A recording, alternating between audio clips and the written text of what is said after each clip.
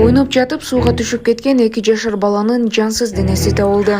Жана башка жаңылыктар түрмөгү. Видеого лайк басып, Ана ТV каналына абонемент катталып коюңуз. Ошондо гана сиздер дүйнөлүк жаңылыктардан кабардар болуп турасыз. Таласта сууга агып кеткен 2 жашар баланын сөөгү табылды. Бул тууралуу облустук милициядан билдиришти. Маалым болгондой, 18-күнү кечке жуук Чоң Түз жайлоосунда 2 жашар бала ойноп жүрүп чоң сууга кулап агып кеткен. Бул тууралуу милицияга кабар берилип, издөө иштерине жалпы 100гө жакын кызматкер тартылган. Милиция, УКМ, Альянс Алтын компаниясынын кызматкерлери, жергиликтүү бийликтин өкүлдөрү жана баланын туугандары экөөнүн издөө иштерин жүргүзгөн.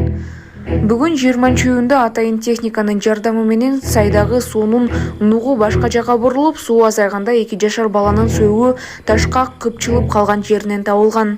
Суу баланын сөөгүн 2-3 чакырым жерге чейин агызып кеткен. Наристенин сөөгүн туугандарын. Урматтуу Москва шаарындагы мекендештер, Умбем клиникасы төмөнкү кызматтарды сунуштайбыз. Педиатр, гинекология, стоматология, неврология, хирургия, кардиология, лор, УЗИ жана башка. Андан тышкары массаж жана бардык лабораториялык анализдер. Толук маалымат +7 925 103 22 77. Биздин дарек Москва шаары, метро Нахимовский проспект, Сивашская 7, корпус 2. Сиздин ден соолугуңуз биздин камкордук. Милиция кызматы эскертет.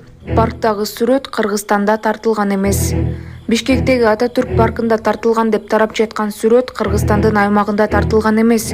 Бул тууралуу Бишкек шаарынын Октябрь райондук ички иштер башкармалыгынан билдиришти. Аталган факт боюнча Бишкек шаарынын Октябрь районунун ички иштер башкармалыгынын маалымат электрондук журналына катталып, тергөөгө чейинки текшерүү иштери башталды. Тергөөгө чейинки текшерүү учурунда бул сүрөт Кыргыз Республикасынын аймагында тартылбаганы, социалдык түйүндөрдө жарыяланган маалымат чындыкка дал келбестиги аныкталган деп айтылат маалыматта. Ошондой эле шаардык милиция кызматы жарандарды жалган маалыматты таратуудан алыс болууну эскертти. Бишкек шаарынын Октябрь районунун ички иштер башкармалыгы жалган маалымат тараткандар үчүн жоопкерчилик каралганын эскертет.